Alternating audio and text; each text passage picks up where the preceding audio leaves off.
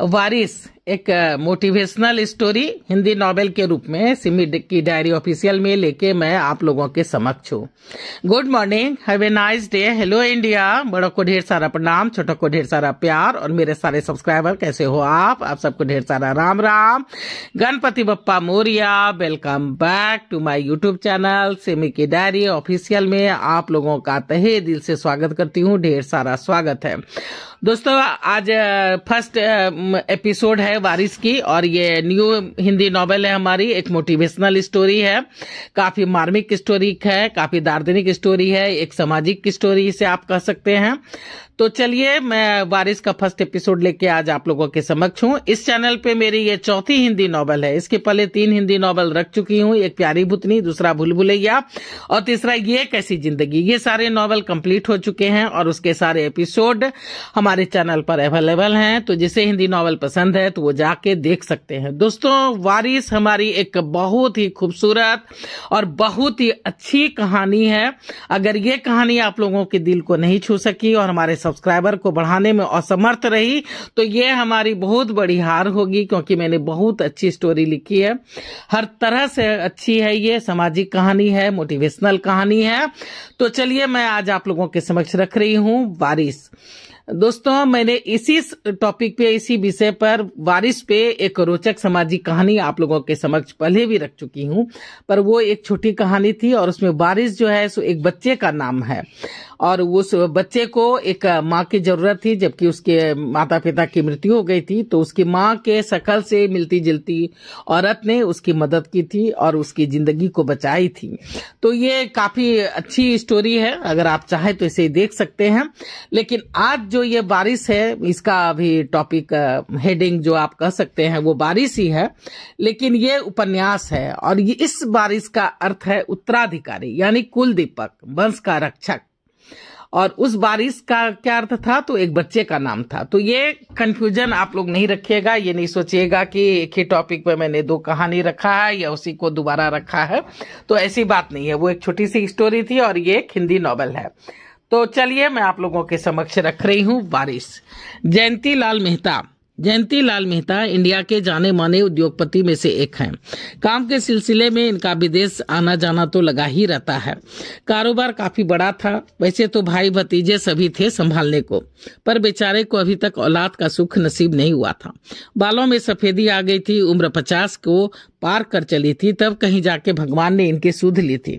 हजारों डॉक्टरों की मेहनत सफल हुई थी। इनका मंदिर दरगाह में माथा टेकना सार्थक हुआ था।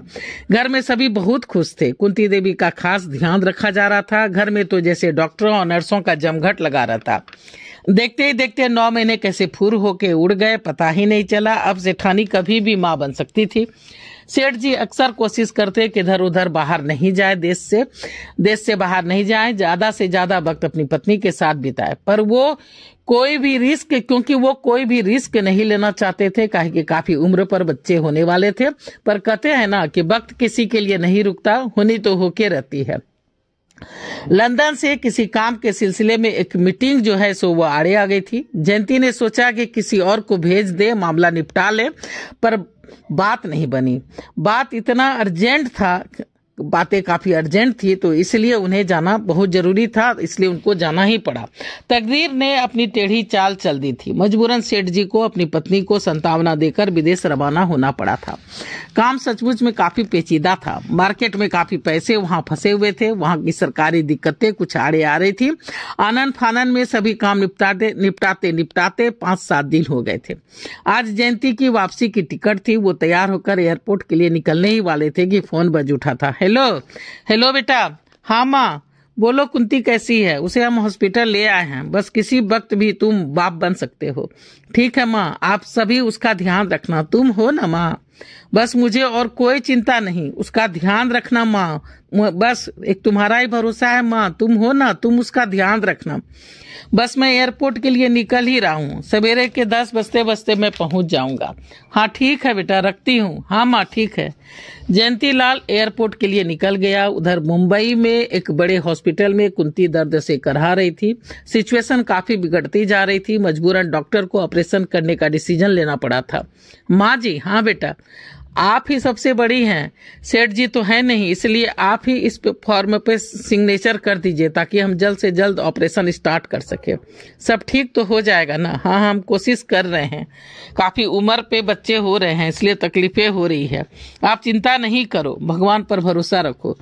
डॉक्टरों की टीम आईसीयू में कुंती और उसके बच्चों की जान बचाने में जुट गई थी। बाहर सभी घर के सदस्य बेचैन होकर के टहल रहे थे। कौशल्या देवी बार बार भगवान से दुआ कर रही थी। जयंती भी हवाई जहाज पे सवार होकर के इंडिया की ओर उड़ चले थे। 3 घंटे के अथक प्रयास के बाद कुंती ने एक लड़की को जन्म दिया था, पर उसकी हालत बिगड़ती चली जा रही थी। ब्लीडिंग काफी हो रही थी, वो रुकने का नाम ही नहीं ले रही थी। लड़की बहुत ही खूबसूरत और स्वस्थ थी, पर कुंती की बेहोशी बढ़ती जा रही थी। डॉक्टर्स अपनी कोशिशों में लगे हुए थे। सुबह के 10 बजे समय मानो जैसे रुक सा गया था। होनी अपने पंजे फैलाकर मौत का रूप धर जैसे बढ़ चली थी। एयरपोर्ट पर लैंडिंग के समय हवाई जहाज में आग लग गई थी। एक बड़ा सा विस्फोट से माहौल गनगना उठा था। जयंती लाल का छोटा भाई देवदत्त अपने भैया को लेने आया था, पर उसे बिल्कुल घायल अवस्था में लेकर हॉस्पिटल जाना पड़ा था। जयंती ने टूटते फूटते आवाज में देवदत्त से पूछा, कुंती कैसी है, क्या हुआ बेटी? देवदत्त के मुंह से इतना ही निकला था कि जयंती लाल की आंखें सदा सदा के लिए बंद हो गई थी। इधर कुंती भी जीवन से संघर्ष करके हार चुकी थी। दोनों के प्राण पखेरु उड़ चुके थे। मानो 7 जन्म का साथ निभाने का वादा इस जन्म में साथ मर के पूरा कर लिया हो। घर में मातम सा छा गया था। सभी दंग थे। घर के सारे सदस्य के अलावा नौकर चाकर सभी रो रहे थे। दोनों की अर्थी साथ ही जली थी। मासूम बच्ची जन्म लेते ही अनाथ हो गई थी। जिस बच्ची के आने की खुशी में अभी दावतें होनी थी, वही अब उसके माँ बाप की मौत के बाद उसके श्राद्ध की तैयारी हो रही थी। जिस बच्ची का नामकरण होना था, उसका नामकरण खुद बेखुद जमाने ने कर दिया था और उसका नाम रख दिया था अभागिन, डायन, कुल्टा और मनहूस। ये उसका नाम पड़ चुका था। सभी दबे मुंह बस यही बातें कह रहे थे कि आते ही माँ बाप को खा गई, माँ बाप को निगल गई। जो मासूम खुद अभी दूध तक नहीं पी सकती थी, बोल नहीं सकती थी, चल नहीं सकती थी, उस पर इतना बड़ा लांछन, मानो जैसे उसे दुख से ही दोस्ती करनी थी। अपना पैर खुद कुल्हाड़ी पर मारना था। जो उसने अपनी जिंदगी, अपनी दुनिया खुद उजाड़ ली। मासूम नर्स और आया के हवाले होकर रह गई थी। घर के किसी भी सदस्य को ना ही उससे कोई वास्ता था और ना ही उससे कोई हमदर्दी। अब तो जैसे वो बच्ची सबके जिंदगी की एक किरकिरी बन के रह गई थी। वक्त कहाँ किसी के लिए रुका है जो रुकेगा। देखते ही देखते जयंती और कुंती को मरे हुए 1 महीने हो गए थे। घर के लोग भी अब सामान्य होने लगे थे कि एक दिन सवेरे सवेरे, अरे वकील साहब आप आइए, कहिए कैसे आना हुआ? जी हम आप सबों को सेठ जी का वसीयत सुनाने आए हैं। वसीयत? कैसा वसीयत? कब बनी ये वसीयत? भैया ने तो कभी इस बात का जिक्र नहीं किया था। आप लोगों से नहीं किया होगा, उन्हें भी क्या पता था तकदीर ऐसा दिन दिखाएगी। पर वसीयत तो उन्होंने की थी उसी दिन जिस दिन उन्हें अपने बच्चे की आने की खबर हुई थी। उस दिन वो काफी खुश थे। बरसों की मेहनत और दुआ रंग लाई थी। मैडम माँ बनने वाली थी। इस खबर से जैसे उन्हें नई जिंदगी मिल गई थी। उसी दिन उन्होंने ये वसीयत की थी। क्या लिखा है इसमें? अभी पढ़कर सुनाता हूँ। आप घर के सभी सदस्यों को यहाँ बुला लें। तो दोस्तों, मैं वारिस का फर्स्ट एपिसोड यहीं पे समाप्त करना चाहूंगी। अब सेकंड एपिसोड फिर मैं जल्दी ही आप लोगों के समक्ष रखूंगी। तो देखिए कहानी कैसी लगती है। पहली बार चैनल पे आए हैं तो सपोर्ट कर दीजिए। सपोर्ट करने के लिए सब्सक्राइब कीजिए, लाइक कीजिए, शेयर कीजिए, कमेंट्स कीजिए, बेल का बटन जरूर दबाइएगा ताकि जब जब मैं वीडियो डालूंगी तो आप लोगों को नोटिफिकेशन मिल सके। आप मैं अपनी वाणी को यहीं पे विराम देना चाहती हूँ। जय भोलेनाथ, हर हर महादेव। और आप लोगों का ढेर सारा थैंक्स मेरे वीडियो को शुरू से अंत तक देखने के लिए, अपना सपोर्ट बनाए रखने के लिए।